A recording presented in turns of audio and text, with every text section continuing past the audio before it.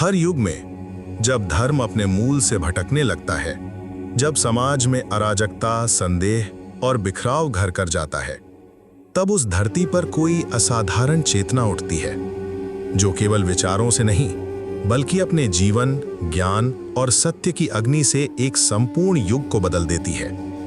आइए उस युग में चलते हैं। 8वीं सदी, समय का वो मोड़ जब भारत, जिसे सनातन धर्म कहता है, अपनी पहचान खोने के कगार पर आ गया था। अलग अलग संप्रदायों, आक्रांता ताकतों और सैकड़ों वर्षों की सामाजिक उथल-पुथल के बीच भारतीय सभ्यता के मूल स्तंभ डगमगाने लगे थे। शिक्षा और दर्शन में विविधता अपने चरम पर थी। बौद्ध, जैन, वैदिक, तांत्रिक और नास्तिकवाद अपने अपने सत्य पर अड़े थे। वहीं आम जनमानस अनिश्चितता और द्वंद्व से जूझ रहा था। उसी अंधकार में दक्षिण भारत के केरल के एक छोटे से गांव कालड़ी में शिवगुरु और आर्यम्बा के घर जन्मे एक बालक का नाम भविष्य की धारा बदलने वाला था, शंकर। ये सिर्फ किसी ऋषि का जीवन नहीं है, ये उस चेतना का स्वरूप है जिसने भारत की चेतना को फिर से जागृत किया, जिन्होंने न केवल धर्म को बचाया बल्कि उसे तर्क, प्रेम और विवेक से एक नई पहचान दी। आप जिस जीवन की कहानी सुनने जा रहे हैं वो सिर्फ अतीत नहीं है, वो आज भी जिंदा है। क्या आपने कभी सोचा है कि एक व्यक्ति केवल 32 वर्ष में इतना सब कुछ कैसे कर सकता है? जब 8 साल की आयु में शंकराचार्य ने घर छोड़ा, उनके मन में केवल एक ध्येय था, सत्य की खोज। वे नदियों के किनारे भटके, गहन वनों में गुरु की खोज की, वेद शास्त्र सीखे, शास्त्रार्थ में तर्क की अग्नि में तपे। कभी उनके शब्दों में करुणा, कभी धैर्य तो कभी ज्वाला थी। राजमहलों के पांडित्य से लेकर गांव की माटी तक शंकराचार्य ज्ञान और प्रेम के प्रतीक बने। शंकराचार्य का जीवन वो धारा है जिसमें संतुलन और समरसता की खोज है, जिसमें अद्वैत का चिरंतन सिद्धांत है, एकम सत्यम विप्राह बहुधा वदंती। यदि आपने कभी खुद से ये सवाल किया है, मैं कौन हूं या ये जगत क्या है, तो ये यात्रा आपकी अपनी भी है। आइए आदि शंकराचार्य की कथा के इस महाकाव्य में डूब जाइए। शायद इस यात्रा में आप खुद को भी कहीं पा सकें। 8वीं शताब्दी के केरल की हरियाली भरी घाटियों के बीच, जहां पेरियार नदी के मधुर कलकल की ध्वनि में प्राचीन मंत्रों की गूंज मिश्रित होकर एक दिव्य संगीत हंसती थी, वहां कालड़ी नाम का एक शांत गांव बसा था। ये गांव केरल की सांस्कृतिक परंपराओं से भरपूर था, जहां प्रत्येक घर में वेद पाठ की ध्वनि गूंजती और संस्कृत श्लोकों की सुगंध हवाओं में तैरती रहती थी। इसी पावन भूमि पर शिवगुरु नाम के एक विद्वान ब्राह्मण का निवास था। शिवगुरु केवल एक पारंपरिक पंडित नहीं थे, बल्कि वे एक ऐसे धर्मशास्त्री थे जिनकी विद्वत्ता और चरित्र की प्रसिद्धि दूर दूर के गांवों में फैली हुई थी। उनकी धर्मपत्नी आर्यम्बा भी अत्यंत धार्मिक और संस्कारवान महिला थीं, जो न केवल घर गृहस्थी की देखभाल में निपुण थीं, बल्कि धर्मशास्त्रों की गहरी जानकार भी थीं। उनके घर में नित्य पूजा पाठ, हवन, यज्ञ और धार्मिक चर्चाओं का माहौल रहता था। वैशाख शुक्ल पंचमी के दिन सन 788 ईस्वी में इस धर्मनिष्ठ दंपत्ति के घर एक बालक का जन्म हुआ। उसका नाम रखा गया शंकर। ये नाम भगवान शिव का पर्यायवाची था और जैसे कि बाद में प्रमाणित हुआ, ये नाम उस बालक के भविष्य के महान कार्यों का संकेत था। शिवगुरु और आर्यम्बा ने लंबे समय तक संतान प्राप्ति के लिए कठोर तपस्या और व्रत किए थे। आर्यम्बा प्रतिदिन प्रातःकाल उठकर गंगा स्नान करती, फिर घर के देवालय में दीप प्रज्वलित करके भगवान शिव की विशेष पूजा अर्चना करती थीं। उनके मन में ये दृढ़ विश्वास था कि भगवान शिव उनकी प्रार्थनाओं को जरूर सुनेंगे। वर्षों की प्रतीक्षा के बाद जब शंकर का जन्म हुआ तो गांव भर में खुशी की लहर दौड़ गई। सभी ग्रामीणों ने इसे भगवान की कृपा माना। बालक के जन्म के समय कई शुभ संकेत दिखाई दिए थे। आकाश स्वच्छ था, हवा में एक अजीब सी सुगंध थी और पक्षी मधुर स्वरों में गा रहे थे। शंकर का बचपन उस समय के अन्य ब्राह्मण बच्चों की भांति ही व्यतीत हुआ। वे सामान्य बच्चों की तरह खेलते कूदते, माता पिता के साथ समय बिताते और घर के वातावरण में घुले हुए धार्मिक संस्कारों को प्राकृतिक रूप से ग्रहण करते रहे। हाँ, एक विशेष बात अवश्य थी, बालक शंकर की जिज्ञासा और बुद्धि सामान्य बच्चों से कुछ अधिक तेज थी। वे अपने पिता को मंत्रोच्चारण करते देखते और उत्सुकता से पूछते, ये शब्द क्या अर्थ रखते हैं? छोटी उम्र से ही शंकर में एक अनोखा गुण था। वे जो कुछ एक बार सुनते, उसे बहुत देर तक याद रख सकते थे। जब शिवगुरु प्रातःकाल पूजा करते और वैदिक मंत्रों का उच्चारण करते तो शंकर ध्यान से सुनते और बाद में उसी लय में मंत्रों को दोहराने की कोशिश करते। ये देखकर आर्यम्बा का मन प्रसन्नता से भर जाता था। जब शंकर 3 वर्ष के हुए तब एक दुखद घटना घटी जिसने उनके जीवन की दिशा को प्रभावित किया। पिता शिवगुरु अचानक गंभीर रूप से बीमार पड़ गए। गांव के वैद्य और पंडितों ने उनकी चिकित्सा का भरसक प्रयास किया, परंतु स्थिति में कोई सुधार नहीं हुआ। कुछ दिनों के संघर्ष के बाद शिवगुरु का देहांत हो गया। इस घटना का शंकर पर गहरा प्रभाव पड़ा। यद्यपि वे इतनी छोटी उम्र में मृत्यु की गहराई को पूर्ण रूप से नहीं समझ सकते थे, फिर भी उन्होंने महसूस किया कि जीवन में कुछ स्थायी परिवर्तन हो गया है। घर में शोक का माहौल, माता की आंसुओं की धारा और पिता की अनुपस्थिति, इन सब चीजों ने बालक के मन में जीवन की अनिश्चितता के प्रति एक प्रारंभिक बोध जगाया।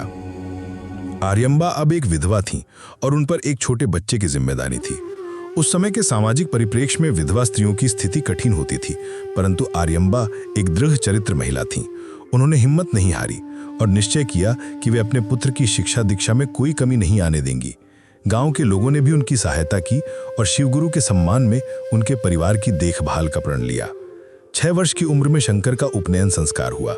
यह उस समय एक महत्वपूर्ण धार्मिक अनुष्ठान था जो ब्राह्मण बालकों के लिए द्विजत्व प्राप्ति का प्रतीक माना जाता था। इसके साथ ही 6 साल की उम्र में ही शंकर की वैदिक शिक्षा की औपचारिक शुरुआत हुई।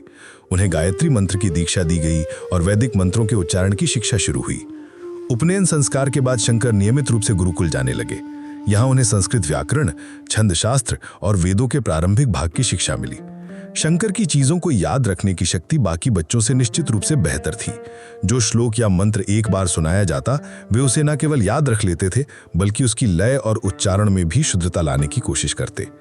8 वर्ष की उम्र तक आते आते शंकर ने संस्कृत व्याकरण की अच्छी जानकारी प्राप्त कर ली थी। वे पाणिनि के व्याकरण के नियमों को समझने लगे थे और छंद शास्त्र में भी प्रवीणता प्राप्त कर रहे थे। वैदिक मंत्रों का उच्चारण इतना शुद्ध था कि गुरुजी भी प्रभावित होते थे। शंकर के मन में एक नया विचार पनपने लगा था। वे हमेशा एक अजीब सी बेचैनी महसूस करते थे, मानो सांसारिक जीवन में कुछ अधूरापन हो। उन्हें लगता था कि जो कुछ वे जान रहे हैं वे केवल बौद्धिक ताल पर संतुष्टि दे रहा है, परंतु इससे उनकी आंतरिक बेचैनी कम नहीं हो रही है। धीरे धीरे उनके मन में ये विचार आने लगा कि शायद उन्हें सत्य की खोज के लिए एक अलग मार्ग अपनाना चाहिए। यह विचार रातों रात नहीं आया था। वर्षों के अध्ययन, चिंतन, मनन और जीवन के विभिन्न अनुभवों का यह परिणाम था। शंकर समझ गए थे कि उनके जीवन का उद्देश्य सामान्य गृहस्थी जीवन से कहीं अधिक गहरा और व्यापक है, परंतु वे ये भी जानते थे कि इस निर्णय से उनकी माता को कितना कष्ट होगा। आर्यम्बा अपने पुत्र की इस बदलती मानसिकता को समझ रही थीं। वे देख सकती थी कि शंकर में एक अजीब सी गंभीरता आ गई है और उनकी आंखों में एक अलग तरह की चमक है। कभी कभी वे अपने पुत्र को घंटों ध्यान में बैठे देखती या फिर किसी गहन चिंतन में डूबे हुए पाती। शंकर अब 8 वर्ष के हो चुके थे और उनके विचारों में स्पष्टता आने लगी थी। उन्होंने अपनी प्रारंभिक शिक्षा पूरी कर ली थी और अब वे अपने गांव के अधिकांश पंडितों के साथ शास्त्रार्थ कर सकते थे। उनकी विद्वता की चर्चा आसपास के गांवों में भी फैलने लगी थी। लोग उन्हें एक असाधारण प्रतिभाशाली बालक मानते थे जिसका भविष्य उज्जवल था। परंतु शंकर के मन में एक अजीब सी बेचैनी थी। वे जानते थे कि उन्होंने जो ज्ञान प्राप्त किया है वे केवल पुस्तकों और शास्त्रों पर आधारित है। उन्हें यह महसूस होता था कि सच्चे ज्ञान की प्राप्ति के लिए उन्हें एक सिद्ध गुरु की आवश्यकता है। एक दिन संध्या के समय जब आर्यम्बा घर के देवालय में दीप प्रज्वलित कर रही थीं, शंकर ने उनसे कहा, माता, मुझे लगता है कि मुझे और गहरी शिक्षा के लिए कहीं और जाना चाहिए। यहाँ जो कुछ सीखना था वह मैंने सीख लिया है। अब मुझे ऐसे गुरु की तलाश है जो मुझे जीवन के गूढ़ रहस्यों से अवगत करवा सकें। यह सुनकर आर्यम्बा का दिल भर आया। वे जानती थीं कि यह दिन कभी ना कभी आना ही था। पुत्र की प्रतिभा और उसकी आध्यात्मिक जिज्ञासा को देखते हुए वे समझ गई थीं कि शंकर का भविष्य इस छोटे से गांव की सीमाओं में बंद कर नहीं रह सकता। परंतु पुत्र, आर्यम्बा ने चिंता भरे स्वर में कहा, तुम अभी इतने छोटे हो, इतनी दूर अकेले कैसे जाओगे? रास्ते में कितनी कठिनाइयां होंगी और फिर तुम्हारे बिना मैं कैसे जी पाऊंगी? तुम ही तो मेरे जीवन का एकमात्र सहारा हो। शंकर ने माता की चिंता और पीड़ा को समझा। वे जानते थे कि यह निर्णय कितना कठिन और दुखदाई है। उन्होंने कोमल स्वर में कहा, माता, यदि मैं यहीं रुक गया तो आपके वर्षों के त्याग और तपस्या का क्या मतलब रह जाएगा? आपने मुझे इतनी मेहनत से शिक्षा दिलाई है, अब मुझे इसका सदुपयोग करने दीजिए। मैं वचन देता हूं कि नियमित रूप से आपको खबर भेजता रहूंगा। आर्यम्बा कभी सहमत होती तो कभी अपने मन की व्यथा व्यक्त करती। गांव के बुजुर्गों और पंडितों से भी सलाह ली गई। सभी ने एक स्वर में कहा कि शंकर जैसे प्रतिभाशाली बालक को उच्च शिक्षा के लिए भेजना चाहिए। अंततः एक दिन आर्यम्बा ने अपनी ममता पर विजय पाते हुए और हिम्मत जुटाकर कहा, ठीक है पुत्र, तुम जा सकते हो, परंतु तुम्हें यह वचन देना होगा कि तुम प्रतिदिन प्रातःकाल मेरी कुशलता के लिए प्रार्थना करोगे और जब भी संभव हो मेरी खबर भेजते रहोगे।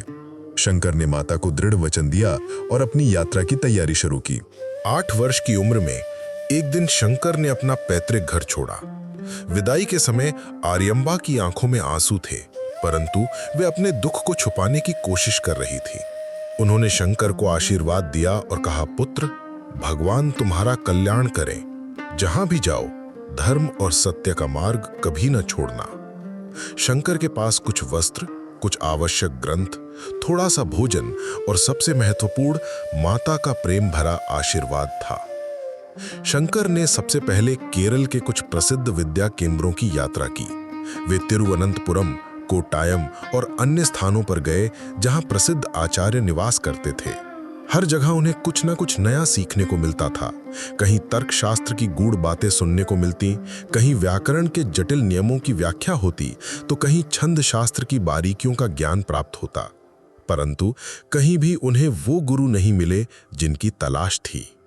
महीनों की निरंतर खोज के बाद शंकर को एक स्थानीय पंडित से पता चला कि नर्मदा नदी के किनारे बसे एक शहर मध्य प्रदेश में ओंकारेश्वर नामक एक पवित्र स्थान है, जहां गोविंद भगवत पाद नाम के एक महान योगी और वेदांत के आचार्य निवास करते थे। कहा जाता है कि गोविंद भगवत पाद गौड़पादाचार्य के शिष्य हैं और अद्वैत वेदांत के प्रकांड विद्वान थे। ऐसा माना जाता है कि वे केवल उन्हीं को दीक्षा देते थे जो सच्चे जिज्ञासु होते थे। ये सुनकर शंकर का मन उत्साह से भर गया। उन्होंने तुरंत निर्णय लिया कि वे ओंकारेश्वर जाएंगे। केरल से मध्य प्रदेश तक की ये यात्रा अत्यंत कठिन और लंबी थी। उस समय यातायात के साधन बहुत सीमित थे। अधिकांश यात्रा पैदल करनी पड़ती थी और कभी-कभी बैलगाड़ी मिल जाती थी। यात्रा के दौरान रास्ते में अनेक कठिनाइयों का सामना करना पड़ा। कभी भोजन की समस्या होती, कभी रहने की जगह नहीं मिलती, कभी मौसम की मार सहनी पड़ती और कभी-कभी डाकुओं और जंगली जानवरों का भय होता। परंतु शंकर का संकल्प अटूट था। वे जानते थे कि सच्चे ज्ञान की प्राप्ति में कठिनाइयां आना स्वाभाविक है। यात्रा के दौरान शंकर की मुलाकात कई छोटे बड़े विद्वानों से हुई। हर जगह उन्हें अलग अलग दर्शनों और मतों के बारे में जानने का अवसर मिला। कहीं बौद्ध भिक्षुओं से मिलना हुआ, कहीं जैन मुनियों से चर्चा हुई, तो कहीं शैव और वैष्णव संतों के विचार सुनने को मिले। ये सब अनुभव शंकर के लिए अत्यंत मूल्यवान था, क्योंकि इससे उन्हें भारत की वैचारिक विविधता का प्रत्यक्ष अनुभव मिल रहा था। कई सप्ताह की कठिन यात्रा के बाद शंकर अंततः ओंकारेश्वर पहुंचे। नर्मदा का पावन जल, चारों ओर की प्राकृतिक सुंदरता, पर्वतों की शांत छटा और वातावरण में व्याप्त एक अजीब सी आध्यात्मिक शांति। उन्होंने स्थानीय लोगों से पूछताछ की तो पता चला कि गुरु गोविंद भगवत पाद नदी के किनारे स्थित एक प्राकृतिक गुफा में निवास करते हैं और अधिकतर समय मौन या समाधि में व्यतीत करते हैं। जब शंकर गुफा के पास पहुंचा, वहां एक वृद्ध सन्यासी ध्यान में लीन बैठे थे। उनके चेहरे पर अद्भुत शांति थी। शंकर कुछ देर इंतजार करता रहा। जब गुरुजी की समाधि टूटी तो उन्होंने शंकर की ओर देखा। उनकी आंखों में एक अजीब सी गहराई थी। कौन हो तुम? गुरुजी ने पूछा। शंकर ने विनम्रता से कहा, गुरुदेव, मैं केरल से आया हूं। मेरा नाम शंकर है। मैं ज्ञान की खोज में हूं और आपसे शिक्षा प्राप्त करना चाहता हूं। गुरुजी ने कुछ देर उसे देखा, फिर पूछा, तुम कौन हो? ये प्रश्न का उत्तर तुमने सही नहीं दिया। तुम्हारा नाम, स्थान, ये सब तो बाहरी पहचान है। बताओ, तुम वास्तव में कौन हो? ये प्रश्न शंकर के लिए चुनौती थी। उसने कुछ देर सोचा और फिर उत्तर दिया, गुरुदेव, मैं ना ये शरीर हूं, न ये मन हूं। मैं वो चेतना हूं जो इन सबको जानती है। मैं आत्मा हूं। इस उत्तर को सुनकर गुरुजी के चेहरे पर मुस्कान आ गई। उन्होंने कहा, अच्छा, तो तुम कुछ समझते हो, परंतु ये केवल पुस्तकीय ज्ञान है या अनुभव? शंकर को अपनी सीमा का एहसास हुआ। उसने सच्चाई से कहा, गुरुदेव, ये अभी केवल बौद्धिक समझ है, मुझे इसका प्रत्यक्ष अनुभव नहीं हुआ है, इसीलिए मैं आपकी शरण में आया हूं। गुरुजी ने स्वीकृति बसिर हिलाया। कम से कम तुम अपनी अज्ञानता को स्वीकार करते हो, यही सच्चे ज्ञान की शुरुआत है। गोविंद भगवत्पाद ने शंकर को अपना शिष्य स्वीकार कर लिया। अब शुरू हुई कठोर साधना। प्रतिदिन प्रातःकाल उठकर स्नान, फिर ध्यान, उसके बाद गुरुजी से शास्त्र चर्चा। शंकर को अद्वैत वेदांत के गूढ़ सिद्धांतों की शिक्षा मिलने लगी। गुरुजी उसे बताते कि ब्रह्म ही एकमात्र सत्य है, संसार मिथ्या है और जीव और ब्रह्म में कोई भेद नहीं है। ये शिक्षा केवल सैद्धांतिक नहीं थी, गुरुजी शंकर को व्यावहारिक साधना भी सिखाते। कैसे मन को एकाग्र करना, कैसे अहंकार को मिटाना, कैसे संसार की आसक्तियों से मुक्त होना, ये सब वे अपने जीवन के अनुभव से सिखाते। शंकर को लगता कि वो एक नई दुनिया में प्रवेश कर चुका है। जो बातें पहले केवल पुस्तकों में पढ़ी थीं, अब वे जीवंत हो उठी थीं। गुरुजी के व्यक्तित्व में वो उस शांति और आनंद को देख सकता था जिसके बारे में शास्त्रों में लिखा था। 4 साल तक शंकर गुरुजी के पास रहा।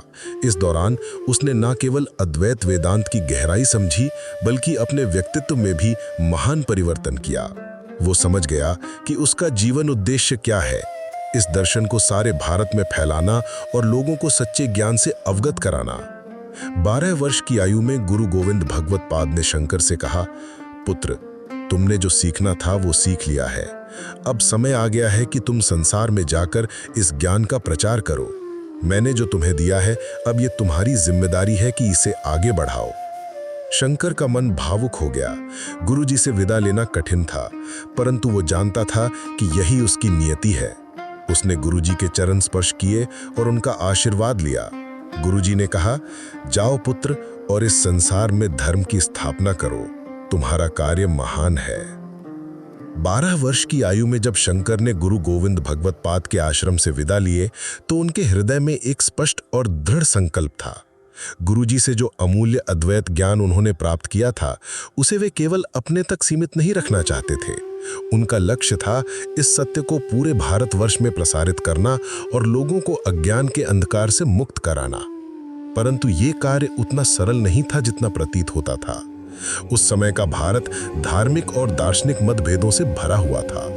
बौद्ध धर्म, जैन धर्म और हिंदू धर्म की विभिन्न शाखाओं के बीच निरंतर वैचारिक संघर्ष चलता रहता था। इसके अतिरिक्त सैकड़ों छोटी मोटे संप्रदाय भी अपने अपने मतों का प्रचार कर रहे थे। शंकर की पहली गंतव्य काशी थी। काशी उस समय भारत की आध्यात्मिक और शैक्षणिक राजधानी मानी जाती थी।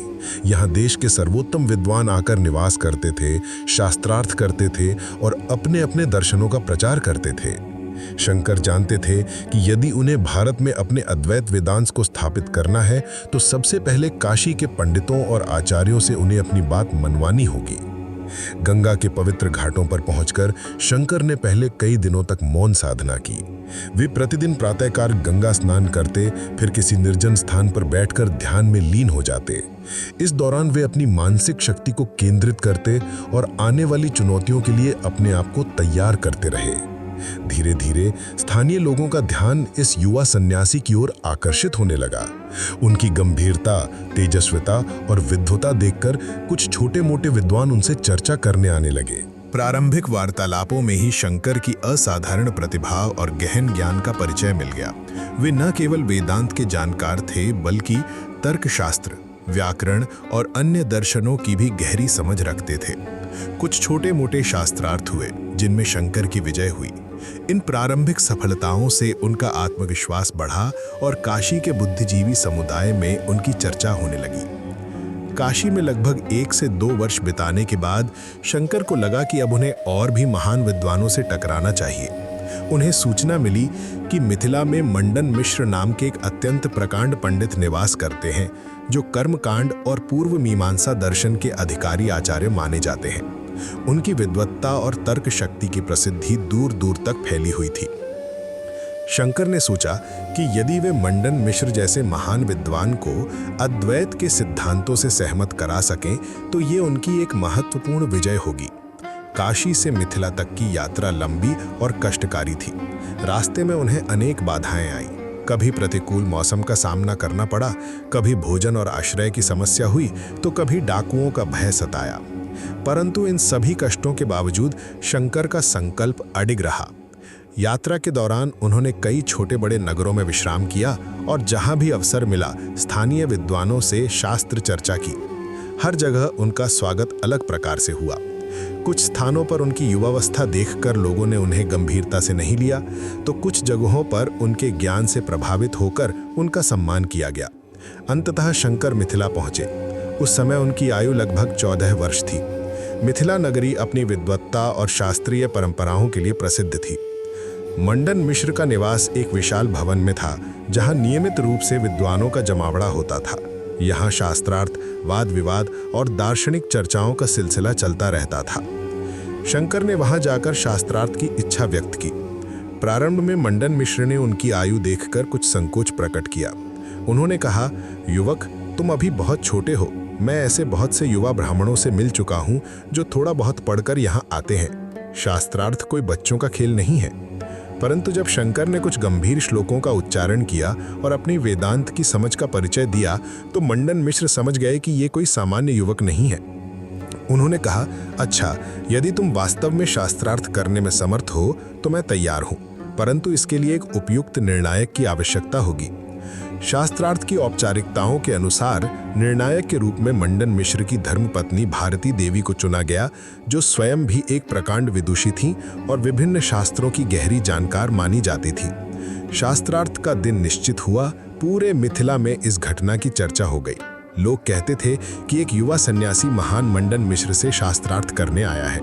सैकड़ों विद्वान और जिज्ञासु इस ऐतिहासिक शास्त्रार्थ को देखने और सुनने के लिए एकत्र हुए। शास्त्रार्थ कई दिनों तक निरंतर चला। दोनों पक्षों ने अपने अपने मत के समर्थन में अत्यंत प्रभावशाली तर्क प्रस्तुत किए। शंकर का मुख्य तर्क ये था कि कर्मकांड, यज्ञ, हवन और रीति रिवाज अंततः व्यक्ति को बंधन में ही डालते हैं। वास्तविक मुक्ति केवल आत्मज्ञान से संभव है। जब तक मनुष्य अपने वास्तविक स्वरूप को नहीं जानता, तब तक वो कर्म बंधन में फंसा रहता है। मंडन मिश्र का प्रतिवाद ये था कि वैदिक कर्म अत्यंत पवित्र और आवश्यक है। बिना कर्म शुद्धि के ज्ञान की प्राप्ति संभव नहीं है। उन्होंने तर्क दिया कि यज्ञ, दान, तप जैसे कर्म मन की शुद्धि लाते हैं और तभी व्यक्ति उच्च ज्ञान का अधिकारी बनता है। दिनों तक चली इस गहन बहस में धीरे धीरे शंकर के तर्क अधिक प्रभावशाली सिद्ध होने लगे। उनकी युवावस्था के बावजूद उनका ज्ञान, तर्क शक्ति और प्रस्तुतिकरण की शैली अत्यंत प्रभावशाली थी। वे न केवल शास्त्रों के प्रमाण देते थे, बल्कि व्यावहारिक जीवन के उदाहरणों से भी अपनी बात को पुष्ट करते थे। अंततः भारती देवी ने यह निर्णय दिया कि इस शास्त्रार्थ में शंकर की विजय हुई है, परंतु उन्होंने एक अप्रत्याशित शर्त रखी।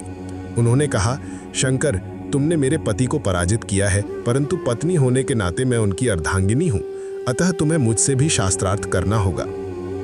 भारती देवी ने शंकर से काम शास्त्र और गृहस्थ जीवन के विभिन्न पहलुओं के बारे में गहरे प्रश्न पूछे। चूंकि शंकर एक ब्रह्मचारी सन्यासी थे, इन विषयों का उन्हें प्रत्यक्ष अनुभव नहीं था। ये स्थिति उनके लिए चुनौतीपूर्ण थी। उन्होंने विनम्रतापूर्वक समय मांगा और कहा कि वो कुछ समय बाद इन प्रश्नों के उत्तर देंगे। ये घटना आदि शंकराचार्य के जीवन में एक महत्वपूर्ण मोड़ थी, जिसने उनकी आध्यात्मिक यात्रा को एक नई दिशा प्रदान की। उन्हें ये गहनता से अनुभव हुआ कि सच्चा ज्ञान केवल शास्त्रों के अध्ययन या बौद्धिक तर्क वितर्क तक सीमित नहीं है, बल्कि इसमें जीवन के सभी पहलुओं की गहरी समझ और व्यावहारिक अनुभव भी समाहित होना चाहिए। ये उनकी तपस्या और ज्ञानार्जन की प्रक्रिया का एक अभिन्न अंग बन गया। इसके कुछ महीनों बाद जब वो अपनी यात्रा से लौटे, तो वे केवल सैद्धांतिक ज्ञान में ही नहीं, बल्कि जीवन के व्यावहारिक और गूढ़ रहस्यों में भी पूरी तरह पारंगत हो चुके थे। इस दौरान एक प्रसिद्ध किंवदंती के अनुसार उन्होंने अपने असाधारण योग बल और सूक्ष्म शारीरिक क्षमताओं का प्रयोग करते हुए स्वर्गवासी राजा अमरूक के शरीर में प्रवेश किया था। इस अद्भुत अनुभव के माध्यम से शंकराचार्य ने गृहस्थ जीवन के सुख दुख, प्रेम, कर्तव्य और काम शास्त्र को स्वयं अनुभूत किया था। ये अनुभव उनके लिए अत्यंत मूल्यवान सिद्ध हुआ, क्योंकि इसने उन्हें जीवन की जटिलताओं को समझने और मानव अस्तित्व के विभिन्न आयामों को गहराई से जानने का अवसर दिया। इस व्यापक ज्ञानार्जन और व्यावहारिक अनुभव के पश्चात जब वे मंडन मिश्र की विदुषी पत्नी भारती देवी के समक्ष पुनः उपस्थित हुए, तो वे उनके प्रत्येक प्रश्न और शंका का संतोषजनक उत्तर देने में समर्थ थे। भारती देवी, जो स्वयं ज्ञान और तर्क की प्रतिमूर्ति थीं, शंकराचार्य के विस्तृत ज्ञान, उनकी गहन अंतर्दृष्टि और उनके व्यावहारिक अनुभवों से पूर्णतः संतुष्ट हुईं। इस घटना ने शंकराचार्य के सार्वभौमिक ज्ञान और अद्वैत वेदांत के उनके प्रचार को और भी अधिक प्रामाणिकता प्रदान की, जिससे वे भारत के महानतम दार्शनिकों और आध्यात्मिक गुरुओं में से एक के रूप में स्थापित हुए। इस महत्वपूर्ण विजय के बाद मंडन मिश्र ने शंकर को अपना गुरु स्वीकार किया और सुरेश्वराचार्य नाम से उनके शिष्य बन गए। इसके बाद ही शंकर को आचार्य शंकर के नाम से जाना जाने लगता है। ये शंकर की पहली बड़ी दार्शनिक और सामाजिक विजय थी, जिसने पूरे उत्तर भारत में उनकी प्रसिद्धि फैला दी। इसके बाद शंकर ने भारत के विभिन्न भागों की व्यापक यात्रा की। दक्षिण में वे श्री शैलम, तिरुपति, कांचीपुरम और रामेश्वरम गए। पूर्व में पुरी, कलिंग और बंगाल के विभिन्न भागों में गए। पश्चिम में द्वारका, सोमनाथ और गुजरात के अन्य तीर्थ स्थानों की यात्रा की। उत्तर में बद्रीनाथ, केदारनाथ और हिमालय के विभिन्न पवित्र स्थानों पर गए। हर स्थान पर उनका अलग अनुभव हुआ। कहीं उन्हें सम्मान और स्वागत मिला तो कहीं विरोध का सामना करना पड़ा। बौद्ध विद्वानों से उनकी कई बार गहरी बहस हुई। शंकर का मुख्य तर्क ये था कि बौद्ध धर्म का शून्यवाद निराशाजनक है और वो मानव जीवन को कोई सकारात्मक दिशा नहीं देता। अद्वैत वेदांत इसके विपरीत ब्रह्म की सत्ता को स्वीकार करता है और मनुष्य को अपने दिव्य स्वरूप का साक्षात्कार कराता है। 8 वर्षों की इस निरंतर यात्रा ने शंकर को भारत का सबसे प्रभावशाली दार्शनिक बना दिया था। उन्होंने न केवल अद्वैत वेदांत को स्थापित किया, बल्कि 4 दिशाओं में 4 मठों की स्थापना भी की और दशनामी संप्रदाय का संगठन तैयार किया। ये यात्रा केवल बौद्धिक विजय नहीं थी, बल्कि एक संपूर्ण सामाजिक और धार्मिक पुनर्जागरण का आधार थी। 25 वर्ष की आयु तक शंकर ने भारत के अधिकतर भागों में अपनी दिग्विजय यात्रा पूरी कर ली थी। उनकी दार्शनिक विजयों ने उन्हें एक प्रतिष्ठित आचार्य का दर्जा दिला दिया था और सैकड़ों विद्वान उनके अनुयायी बन चुके थे। परंतु शंकर जानते थे कि केवल मौखिक शिक्षा और शास्त्रार्थों से ये अमूल्य ज्ञान दीर्घकाल तक संरक्षित नहीं रह सकेगा। उन्हें अपने दार्शनिक सिद्धांतों को व्यवस्थित लिखित रूप में प्रस्तुत करना था, ताकि आने वाली पीढ़ियां इससे लाभान्वित हो सकें और अद्वैत वेदांत की परंपरा निरंतर चलती रहे। इस महान उद्देश्य को लेकर शंकर ने सबसे पहले वेदांत दर्शन के सबसे मौलिक और केंद्रीय ग्रंथ ब्रह्म सूत्र पर अपना भाष्य लिखने का निर्णय लिया। ब्रह्म सूत्र महर्षि बादरायण द्वारा रचित वेदांत दर्शन का मूलाधार ग्रंथ था, परंतु इसकी भाषा अत्यंत संक्षिप्त, सांकेतिक और दुरूह थी। इसमें केवल सूत्र रूप में संकेत दिए गए थे, जिनकी विस्तृत व्याख्या की आवश्यकता थी। पहले भी कई आचार्यों ने इस पर टीकाएं लिखी थीं, परंतु शंकर चाहते थे कि अद्वैत वेदांत के स्पष्ट दृष्टिकोण से इसकी संपूर्ण और प्रामाणिक व्याख्या हो। महीनों की कठोर मेहनत, गहन अध्ययन और निरंतर चिंतन मनन के बाद शंकर ने अपना प्रसिद्ध ब्रह्म सूत्र भाष्य पूरा किया। इस भाष्य में उन्होंने अत्यंत स्पष्ट और तर्कसंगत भाषा में प्रतिपादित किया कि ब्रह्म ही एकमात्र सत्य है, ये दृश्यमान जगत मिथ्या है। उन्होंने प्रत्येक सूत्र की इतनी गहरी और व्यापक व्याख्या की कि ये भाष्य अद्वैत वेदांत का आधारभूत ग्रंथ बन गया। ये भाष्य इतना प्रभावशाली और तर्कसंगत था कि कई विद्वान केवल इसे पढ़कर ही अद्वैत वेदांत के समर्थक बन गए। ब्रह्म सूत्र भाष्य की सफलता के बाद शंकर ने 10 प्रमुख उपनिषदों पर विस्तृत टीकाएं लिखने का कार्य प्रारंभ किया। ईश, केन, कठ, प्रश्न, मुंडक, मांडुक्य, तैत्तिरीय, ऐतरेय, छांदोग्य और बृहदारण्यक उपनिषदों पर उनके भाष्य आज भी अद्वैत वेदांत की सबसे प्रामाणिक और आधिकारिक व्याख्या माने जाते हैं। इन भाष्यों में उन्होंने दिखाया कि यद्यपि उपनिषदें अलग अलग समयों में अलग अलग ऋषियों द्वारा रची गई हैं, फिर भी वे सभी अंततः एक ही मूलभूत सत्य की ओर इशारा करती हैं, सर्वम खलिदम ब्रह्म, अर्थात ये सब कुछ ब्रह्म ही है। उन्होंने उपनिषदों के विभिन्न महावाक्यों जैसे तत्वमसि, अहम ब्रह्मास्मि, अयमात्मा ब्रह्म की गहरी व्याख्या करके दिखाया कि ये सभी एक ही सत्य के विभिन्न पहलू हैं। तीसरा और अत्यंत महत्वपूर्ण कार्य था भगवद गीता पर भाष्य लिखना। गीता उस समय भी अत्यंत लोकप्रिय थी और आम जनता में इसका व्यापक प्रचलन था, परंतु इसकी व्याख्याएं अलग अलग संप्रदायों द्वारा अपने अपने मतानुसार की जा रही थीं। शंकर ने गीता के संदेश को अद्वैत दृष्टिकोण से प्रस्तुत करते हुए स्पष्ट किया कि श्री कृष्ण के सभी उपदेश अंततः अर्जुन को अपने वास्तविक स्वरूप का बोध कराने के लिए ही हैं। उन्होंने दिखाया कि गीता में वर्णित कर्म योग, भक्ति योग और ज्ञान योग तीनों मार्ग अंततः एक ही लक्ष्य की ओर ले जाते हैं और वो है आत्म साक्षात्कार। उनके गीता भाष्य में निष्काम कर्म की अवधारणा को बहुत ही सुंदर तरीके से समझाया गया है। इन 3 प्रस्थानत्रयी ग्रंथ उपनिषद, ब्रह्मसूत्र और भगवद गीता पर भाष्य लिखने के अतिरिक्त शंकर ने कई स्वतंत्र प्रकरण ग्रंथों की भी रचना की। विवेक चूड़ामणि, आत्मबोध, उपदेश सहस्त्री, वाक्यवृत्ति, पंचीकरण, तत्वबोध जैसे ग्रंथों में उन्होंने अद्वैत ज्ञान को अत्यंत सरल और व्यवहारिक भाषा में प्रस्तुत किया, ताकि न केवल विद्वान बल्कि सामान्य साधक भी इसे समझ सकें। इन ग्रंथों में उन्होंने आत्मा और अनात्मा की पहचान, माया की प्रकृति और मोक्ष के साधनों पर विस्तार से प्रकाश डाला। परंतु शंकर केवल गंभीर दार्शनिक ग्रंथ ही नहीं लिखते थे। उनके हृदय में गहरी भक्ति भावना भी थी, जो अनेक मधुर स्तोत्रों में प्रकट हुई। भवानी अष्टकम, शिवानंद लहरी, सौंदर्य लहरी, गंगा स्तोत्रम, दक्षिणामूर्ति स्तोत्रम, निर्वाण षटकम जैसे काव्यों में उनके हृदय की अपार भक्ति और प्रेम छलका। ये स्तोत्र इतने मधुर, भावपूर्ण और आध्यात्मिक रस से भरे हैं कि आज भी लाखों भक्त इन्हें प्रेम से गाते हैं और इनसे आध्यात्मिक प्रेरणा प्राप्त करते हैं।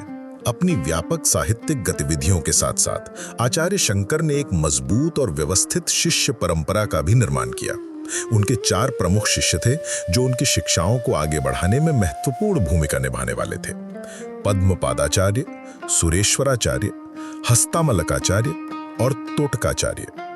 इन चारों ने आचार्य शंकर से दीक्षा लेकर अद्वैत वेदांत के प्रचार प्रसार में अमूल्य योगदान दिया और अपने अपने ग्रंथों की रचना करके इस परंपरा को समृद्ध किया। पद्मपादाचार्य शंकर के सबसे योग्य और प्रिय शिष्यों में से एक थे। वे मूल रूप से चोल देश के निवासी थे और उनकी बुद्धि अत्यंत तीक्ष्ण और विश्लेषणात्मक थी। उन्होंने शंकर के ब्रह्मसूत्र भाष्य के प्रारंभिक भाग पर पंचपादिका नामक एक विस्तृत उपभाष्य लिखा, जो आज भी अद्वैत वेदांत के गहन अध्ययन के लिए एक अपरिहार्य आधारभूत ग्रंथ माना जाता है।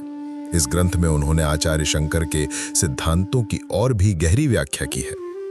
सुरेश्वराचार्य का विशेष महत्व इसलिए है कि वे पहले मंडन मिश्र के नाम से प्रसिद्ध पूर्व मीमांसा के प्रकांड पंडित थे, जो शास्त्रार्थ में पराजित होकर गुरु शंकराचार्य के शिष्य बने थे। उनका योगदान इसलिए अत्यंत मूल्यवान था क्योंकि वे कर्मकांड और वेदांत दोनों के गहरे जानकार थे।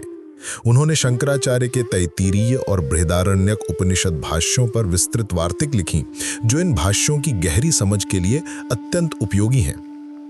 हस्तामलकाचार्य का चरित्र बहुत ही रोचक और प्रेरणादायक था। वे बचपन से ही अत्यंत मौनी प्रकृति के थे और सामान्य बच्चों की तरह खेलकूद में रुचि नहीं लेते थे। जब शंकर ने पहली बार उनसे मिलकर पूछा कि तुम कौन हो, तो इस बालक ने तुरंत एक अद्भुत उत्तर दिया था। न मनो न बुद्धिर न अहंकार चित्तम न श्रोतम न जिह्वा न च घ्राण नेत्रे, जिसका अर्थ था मैं न मन हूं, न बुद्धि हूं, न अहंकार हूं, न चित्त हूं, न कान हूं, न जीभ हूं, न नाक हूं, न आंखें हूं। इस गहन आध्यात्मिक उत्तर से प्रभावित होकर शंकर ने तुरंत समझ लिया कि यह कोई सामान्य बालक नहीं है और उन्होंने इसे अपना शिष्य बना लिया। तोटकाचार्य सबसे छोटे और सरल स्वभाव के शिष्य थे, परंतु उनकी गुरु भक्ति और श्रद्धा अतुलनीय थी। यद्यपि वे बुद्धि में अन्य शिष्यों से सामान्य माने जाते थे, परंतु गुरु के प्रति उनका प्रेम और समर्पण अद्वितीय था। शंकर ने उनकी इस अटूट श्रद्धा को देखकर उन्हें कृपापूर्वक तत्काल ज्ञान प्रदान किया था। तोटकाचार्य ने बाद में तोटकाष्टकम नामक एक सुंदर स्तोत्र की रचना की, जो गुरु भक्ति का अद्वितीय उदाहरण है। शंकर अपने शिष्यों को केवल दर्शन और शास्त्रों की ही शिक्षा नहीं देते थे, बल्कि व्यावहारिक जीवन की समग्र शिक्षा भी देते थे। वे कहते कि ज्ञान का उद्देश्य केवल बौद्धिक संतुष्टि या शास्त्रार्थ में विजय प्राप्त करना नहीं है, बल्कि जीवन में वास्तविक शांति, आनंद और मुक्ति की प्राप्ति है। उनके शिष्य इस मौलिक सिद्धांत को गहराई से समझकर अपने जीवन में उतारते थे और फिर अन्य लोगों को भी इसकी शिक्षा देते थे। समाज सुधार के क्षेत्र में भी शंकर ने महत्वपूर्ण कार्य किए। उन्होंने जाति पाति के कट्टर भेदभाव का विरोध किया और स्पष्ट रूप से कहा कि परमार्थिक दृष्टि से सभी जीव एक ही चेतना के अंश हैं और ब्रह्म की दृष्टि से सब में समानता है। उनकी शिक्षाओं ने धर्म को अंधविश्वास से मुक्त करने में महत्वपूर्ण भूमिका निभाई और एक तर्कसंगत आध्यात्म की नींव रखी। 31 वर्ष की आयु तक आचार्य शंकर ने जो महान कार्य संपन्न किए थे, वे किसी भी सामान्य व्यक्ति के कई जीवन कालों के लिए पर्याप्त होते। उन्होंने न केवल अद्वैत वेदांत को एक सुव्यवस्थित दर्शन के रूप में स्थापित किया था, बल्कि एक संपूर्ण दार्शनिक, सामाजिक और आध्यात्मिक क्रांति का सूत्रपात किया था। 4 दिशाओं में मठों की स्थापना, दशनामी संप्रदाय का संगठन, अनगिनत ग्रंथों की रचना और हजारों शिष्यों का निर्माण, ये सब कुछ एक अल्प आयु में करना अपने आप में अद्भुत था। परंतु प्रकृति के अटल नियम के अनुसार जिस तीव्र गति और उत्कट समर्पण से वे जिए थे, उसी तीव्रता से उनका शरीर भी क्षीण हो रहा था। आचार्य शंकर के अंतिम वर्षों में उनके स्वास्थ्य में स्पष्ट गिरावट दिखाई देने लगी थी। निरंतर यात्राएं, कठोर तपस्या, दिन रात का अविरल लेखन कार्य और असंख्य शास्त्रार्थों का संचित प्रभाव उनके शरीर पर स्पष्ट रूप से दिखाई देने लगा था। उनकी शारीरिक शक्ति घटती जा रही थी, भूख कम लगती थी और कभी-कभी अत्यधिक थकान का अनुभव होता था। परंतु उनका मानसिक बल, आध्यात्मिक उत्साह और कार्य के प्रति समर्पण भी वैसा ही था। वे जानते थे कि उनका समय सीमित है, इसलिए वे अपने अधूरे कार्यों को पूरा करने और शिष्यों को अंतिम निर्देश देने में जुट गए। इसी समय एक दिन उन्होंने अपने सबसे प्रिय और योग्य शिष्य सुरेश्वराचार्य को अपने पास बुलाकर कहा कि पुत्र, मेरे शरीर में अब वो शक्ति और स्फूर्ति नहीं रही जो पहले थी। मुझे लगता है कि प्रकृति मुझे संकेत दे रही है कि अब इस शरीर से विश्राम लेने का समय आ गया है। परंतु चिंता की कोई बात नहीं है, जो कार्य मुझे करना था वो लगभग पूरा हो चुका है। ये सुनकर सुरेश्वराचार्य और अन्य शिष्यों का हृदय व्यथा से भर आया। उन्होंने कातर स्वर में कहा, गुरुदेव, आपके बिना ये संसार कैसे चलेगा? आपका अमूल्य ज्ञान, आपका मार्गदर्शन, आपकी करुणामयी उपस्थिति, इन सबकी तो निरंतर आवश्यकता रहेगी।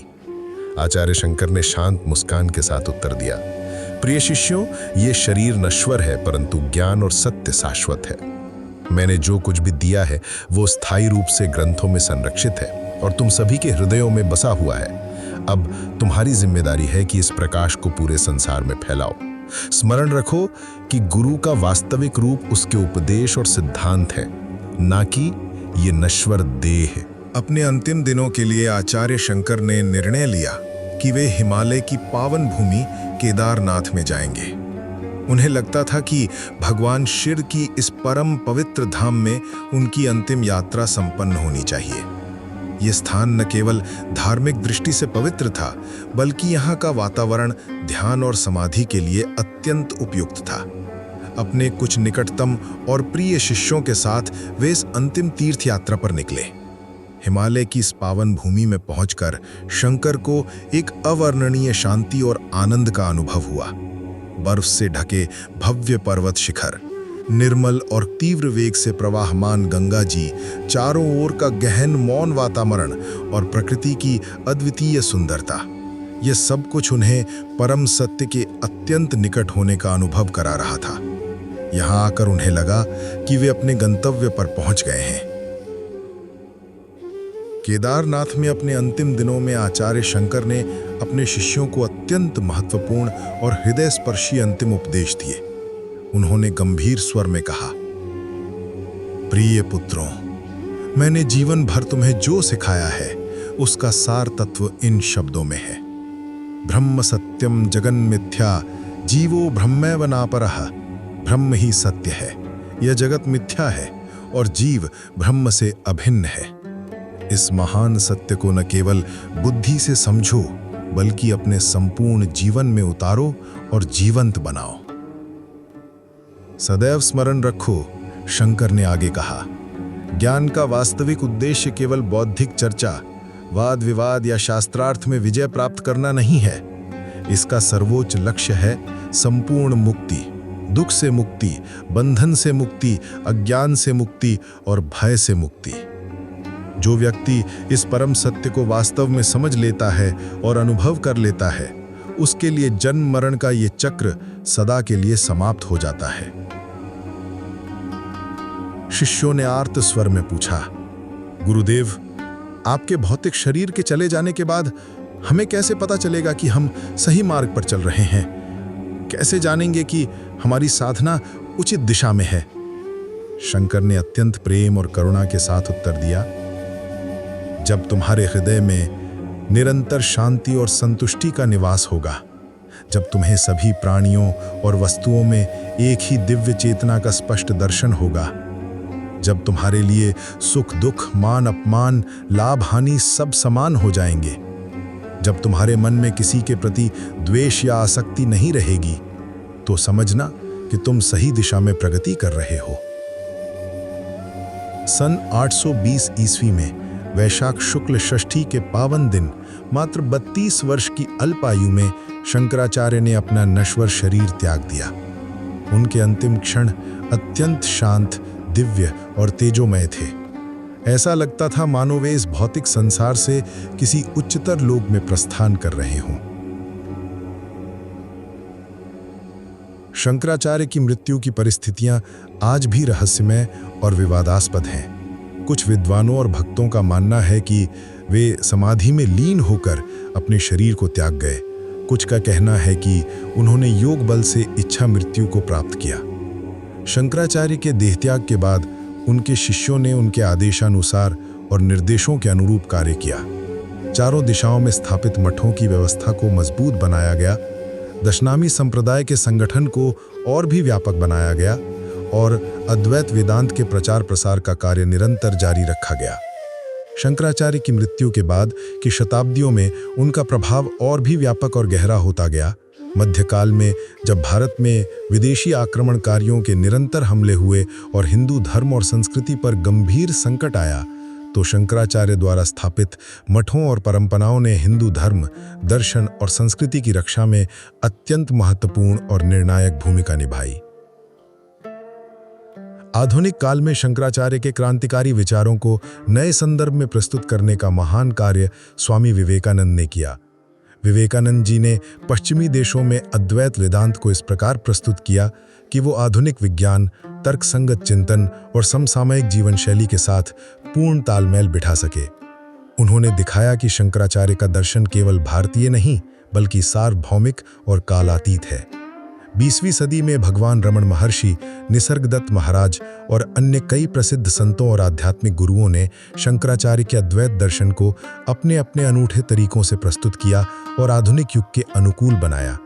आज भी दुनिया भर में हजारों लाखों लोग शंकराचार्य के दर्शन और शिक्षाओं से गहरी प्रेरणा लेते हैं और अपने जीवन में आध्यात्मिक शांति और संतुष्टि प्राप्त करते हैं। शंकराचार्य का महान योगदान केवल भारत की सीमाओं तक सीमित नहीं रहा। आज पश्चिमी देशों के प्रतिष्ठित विश्वविद्यालयों में उनके ग्रंथों का गंभीर अध्ययन किया जाता है। आधुनिक भौतिक विज्ञान के कई सिद्धांत, विशेषकर क्वांटम फिजिक्स के सिद्धांत, अद्वैत वेदांत के सिद्धांतों के अत्यंत निकट हैं, जो शंकराचार्य की अद्भुत दूरदर्शिता और गहन बुद्धि को दर्शाते हैं। आज 21वीं सदी में जब समूचा मानव समाज तनाव, चिंता, अवसाद और आध्यात्मिक रिक्तता से जूझ रहा है, शंकराचार्य का संदेश और भी अधिक प्रासंगिक और आवश्यक हो गया है। उनका स्पष्ट कहना था कि सच्ची खुशी, स्थायी शांति और वास्तविक संतुष्टि बाहरी वस्तुओं, उपलब्धियों या परिस्थितियों से नहीं मिलती, बल्कि अपने वास्तविक दिव्य स्वरूप को जानने और अनुभव करने से मिलती है। शंकराचार्य की सबसे बड़ी और स्थायी देन यह है कि उन्होंने धर्म और आध्यात्म को अंधविश्वास, कर्मकांड और भावनात्मक आवेश से मुक्त करके उसे एक मजबूत तर्कसंगत आधार दिया। उन्होंने स्पष्ट रूप से दिखाया कि सच्चा अध्यात्म और वैज्ञानिक बुद्धि एक दूसरे के विरोधी नहीं है, बल्कि वे एक दूसरे के पूरक और सहायक हैं। आज जब हम शंकराचार्य के संपूर्ण जीवन और उनके महान कार्यों को देखते हैं, तो यह वास्तव में आश्चर्यजनक लगता है कि मात्र 32 वर्ष की अल्प अवधि में एक व्यक्ति इतना कुछ कैसे कर सकता है। परंतु शायद यही उनकी सबसे बड़ी महानता और प्रेरणा का रहस्य था कि वे जानते थे कि समय अत्यंत सीमित और बहुमूल्य है, इसलिए उन्होंने जीवन के एक एक क्षण का सदुपयोग किया और अपने महान लक्ष्य की पूर्ति में संपूर्ण जीवन अर्पित कर दिया। शंकराचार्य का पावन नाम आज भी करोड़ों लोगों के लिए अनंत प्रेरणा का स्रोत है। उनकी अमर शिक्षाएं, उनके कालजयी ग्रंथ और उनका क्रांतिकारी दर्शन मानवता की सबसे अमूल्य निधि हैं। वे सच्चे अर्थों में अमर और शाश्वत हैं, न केवल अपने महान कार्यों के कारण, बल्कि इसलिए भी क्योंकि उन्होंने जिस परम सत्य को जाना, जिया और सिखाया, वह सत्य शाश्वत, अविनाशी और कालातीत है।